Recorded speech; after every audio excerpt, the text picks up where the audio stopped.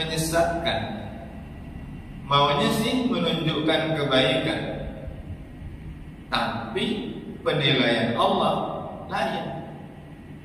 Oleh karenanya itu sangat penting untuk mencari tahu mana sebenarnya yang benar. Jangan-jangan apa yang kita sampaikan itu malah justru salah.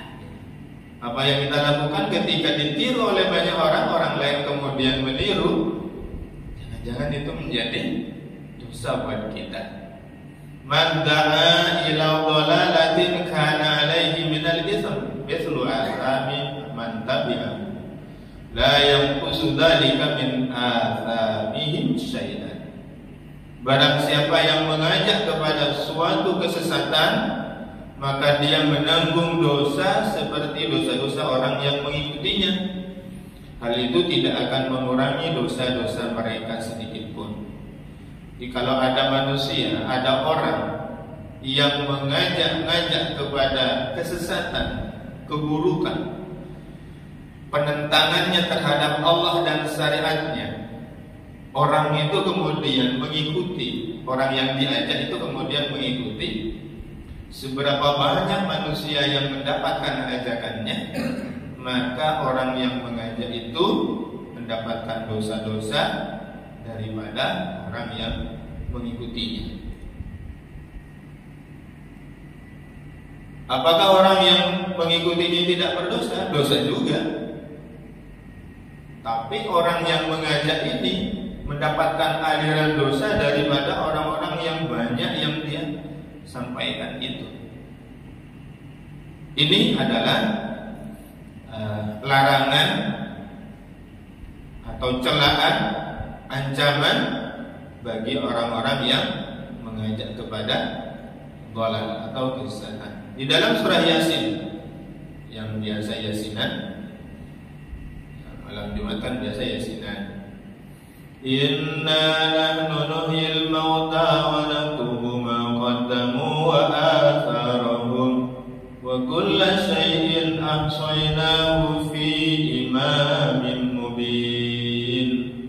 Inna, kata Allah, sungguhnya kami, kami nuhyil mauta, kami menghidupkan orang yang hidup. Kamilah yang menghidupkan orang yang hidup. Maksudnya nanti Allah membangunkan manusia ini, dibangkitkan, dihidupkan kembali. Nanti ada yaumul ba'ats. Wa naktubu ma qaddamu, dan kamilah yang menuliskan apa-apa yang terdahulu. Wa atharahum, dan apa-apa yang menjadi bekas-bekas kalian, apa-apa yang menjadi jejak kalian. Ada 3 di sini ya. Kata Allah, kami yang menghidupkan, kami yang menuliskan apa-apa yang telah kalian kerjakan saat di dunia itu, dan bekas-bekas, jejak-jejak apa saja yang pernah kalian tinggalkan kamu di dunia. Wa kulla syai'in ahsaynahu fi imamin, dan segala sesuatu kami kumpulkan dalam kitab induk yang nyata. Jadi bekas yang kita buat, yang pernah kita lakukan, itu menjadi asar, menjadi bekas. Contoh, nulis artikel misalnya gitu ya, terbit di harian apa, itu jadi bekas itu Pak, jadi asar.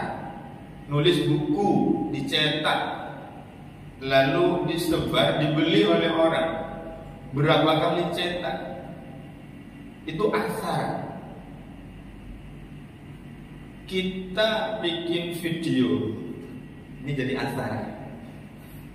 Kajian subuh ini jadi asar saya, jadi asar pengurus masjid. Nanti saya meninggal dunia, selama channel ini masih ada, itu akan terus ditonton orang kan? Asar. Channel saya sendiri juga gitu. Itu asar. Begitu juga postingan-postingan kita. Bapak ada akun Facebook, Instagram, atau yang lainnya, channel YouTube juga biasanya gitu. Itu asar. maka apa yang kita share di sana, yang kita posting di sana itu menjadi athar kita. Kalau baik, baiklah nanti yang akan kita terima. Tapi kalau itu buruk, maka keburukan, dosa juga yang akan kita terima. Athar, jejak, bekas yang kita tinggalkan, yang pernah kita lakukan. Hadirin jamaah yang dimuliakan Allah Subhanahu wa taala. Ibnu Katsir ketika menjelaskan ayat yang tadi itu, inna nahnu nuhyil mauta wa naktubu ma qaddamu wa atharahum wa kullu shay'in ahsaynahu fi imamin mubin. Apa kata beliau? Naktubu a'maluhum. Kami mengatakan bahwa kami mencatat semua amal perbuatan yang telah mereka kerjakan, ya, juga jejak-jejak mereka yang dijadikan suri teladan sesudah mereka tiada. Ya, kita meninggal dunia sih, tapi jejak yang kita tinggalkan itu masih ada. Pernah kita merintis majelis taklim misalnya gitu ya, atau kegiatan baik apa, mendirikan rumah tahfiz, sekolah Al-Quran atau sekolah Islam gitu, atau kebaikan apa. Kita meninggal dunia, maka selama itu terus kemudian berjalan, itu jadi athar kita, dan kata Allah, kami membalas amal perbuatan itu. Allah memberikan aliran pahala kebaikan kepada siapa yang menjadi inisiatornya, siapa yang menjadi pelopornya, siapa yang menjadi orang-orang yang terlibat di dalamnya. Sebaliknya, ketika ada perbuatan buruk yang pernah dilakukan, pernah saya dapat cerita di tempat lain, susah Ustaz, kenapa? Gimana perjudian sama Ustaz? Terus ya, sabung ayam juga iya, pasti di situ ada perjudian. Maka siapa yang menjadi pelopornya, yang menjadi backingnya, ya, orang-orang yang terlibat di dalamnya, itu jadi athar. Begitu juga kalau kita kaitkan dengan kehidupan berbangsa dan bernegara. Siapa yang menetapkan kebijakan perundang-undangan ini, itu jadi athar. Kebijakan apa yang telah dia ketok pada saat dia berkuasa, athar bagi dia. Ketika undang-undang itu terus berjalan, ketika dia baik, pahala akan diterima.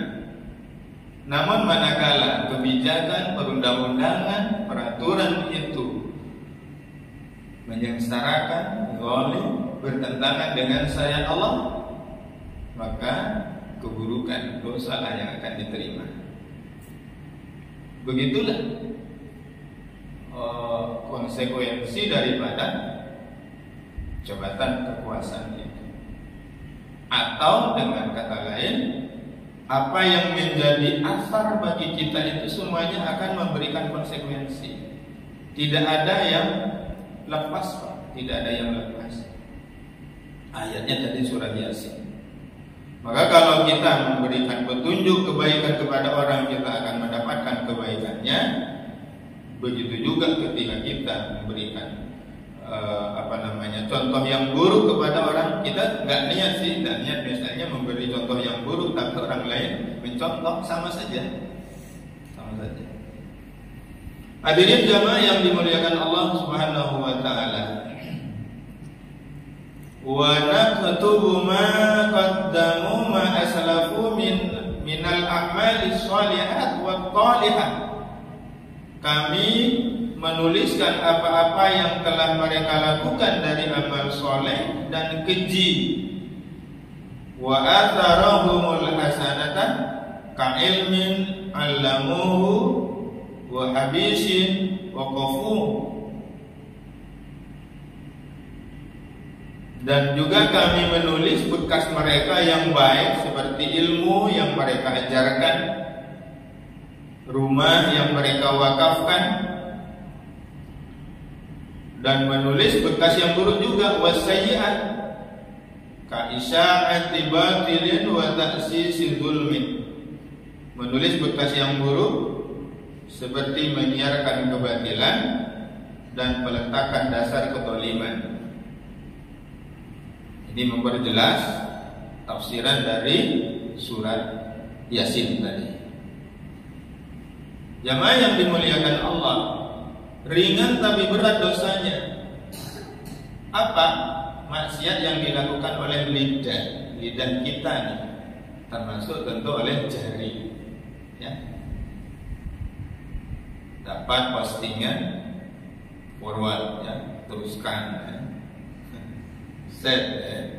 Ringan tapi dosanya berat ketika apa yang kita ucapkan itu adalah keburukan, ketika apa yang kita forward posting itu adalah keburukan.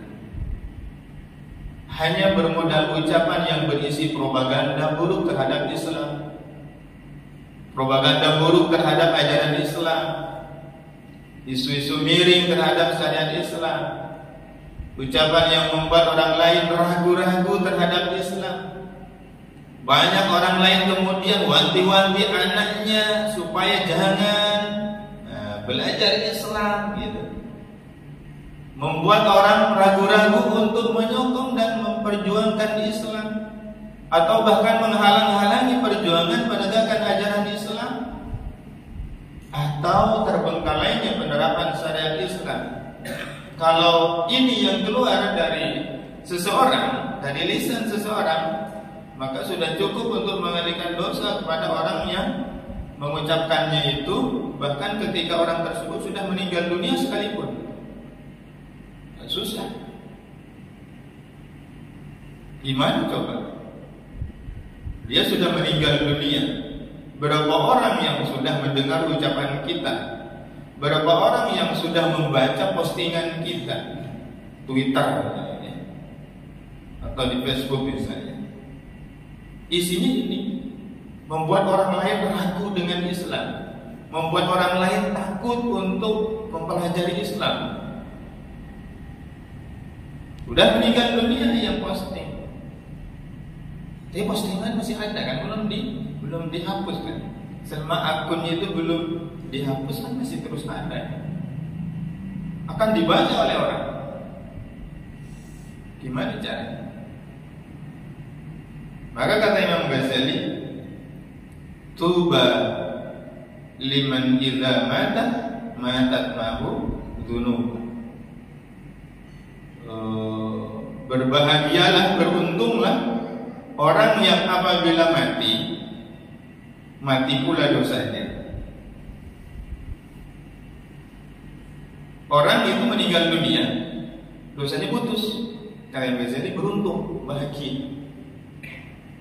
Wailut talib, ya, wailut talib, dan kecelakaan yang panjang.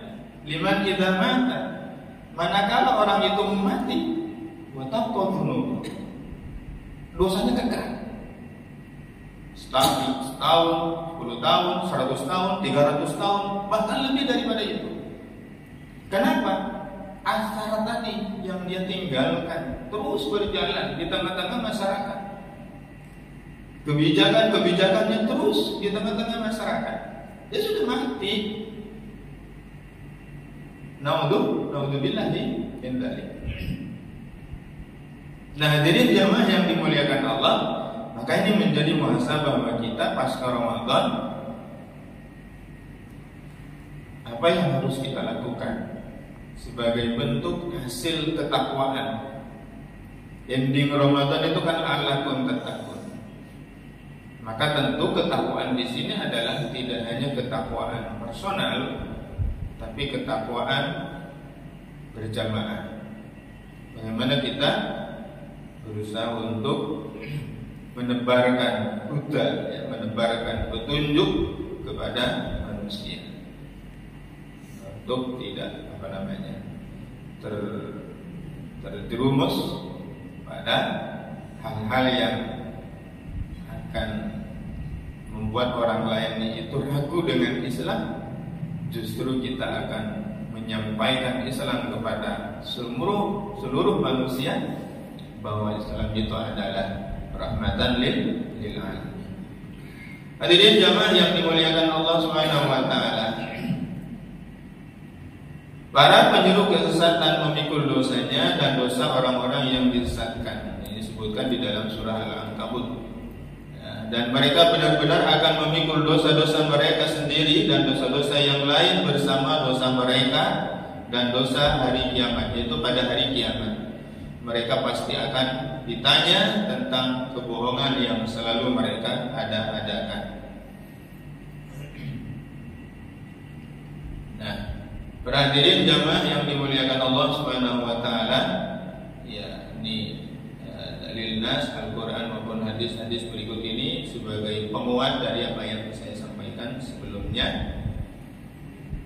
Ada kalanya seorang hamba, Rasulullah bersabda, ada kalanya seorang hamba mengucapkan satu kata yang menyebabkan dia tergelincir ke dalam neraka yang jaraknya antara timur dan barat, karena ketidakhati-hatiannya dalam apa yang disampaikan.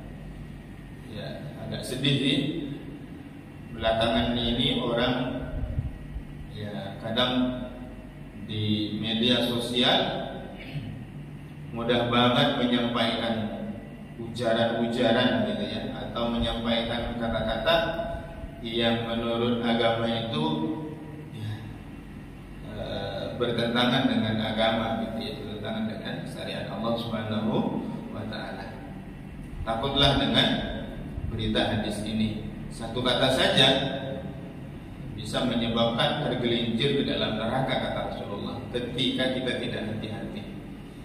Ya, dan Allah yang ajmain, demikian mungkin sebelum saya akhiri, sebelum saya tutup, mungkin ada hal-hal yang ingin Bapak dan jamaah sekalian sampaikan atau ingin konfirmasi atau ingin ditanyakan, saya persilakan.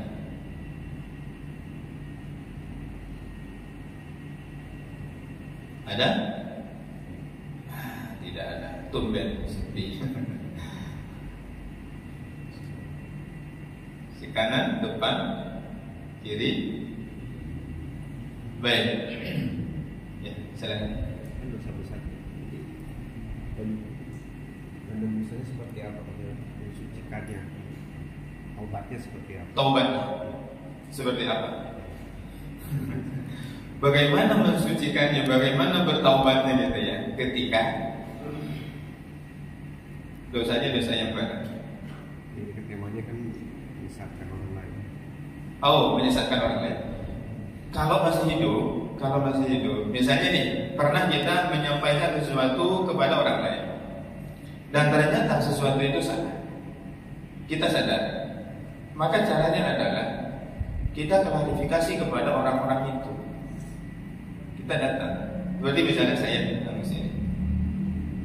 Saya pernah salah misalnya. Saya akan sampaikan kepada Bapak, mohon maaf Bapak, kemarin pada waktu saya menyampaikan begini dan begini, saya ada salah kata, misalnya gitu. Klarifikasi. Tolong yang ini. Atau yang kedua, dulu pernah membuat begini. Itu sesuatu yang dilarang. Lalu orang-orang mengikuti apa yang kita kerjakan. Setelah itu kita taubat. Tapi orang lain belum. Itu Bapak. Maksudnya taubat itu adalah berhenti gitu ya dari perbuatan buruk itu. Tapi orang lain belum. Maka bagaimana cara taubat kita supaya berhenti daripada dosa aliran orang-orang yang mengikuti kita itu? Ya hentikan mereka. Dakwahi mereka. Teman-teman, kemarin memang saya melakukan hal ini. Saat itu saya sedang hilaf, saya belum tahu dan sekarang saya sudah tahu bahwa perbuatan ini adalah perbuatan dosa. Saya sekarang sudah taubat, maka hentikan, kamu segera bertaubat. Saya takut kepada Allah, maka berhentilah dari hal itu. Semoga mereka mau bertaubat berhenti.